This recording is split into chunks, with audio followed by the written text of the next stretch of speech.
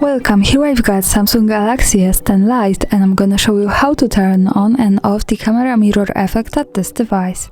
So at first we have to tap on the camera button to open it, and for now we are in the standard photo mode.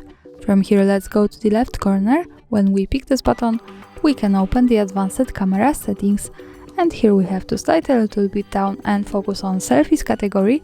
At the second position now we have save selfies as preview, so this is our mirror effect with short information from the device that this saves selfies as they appear in the preview without flipping them.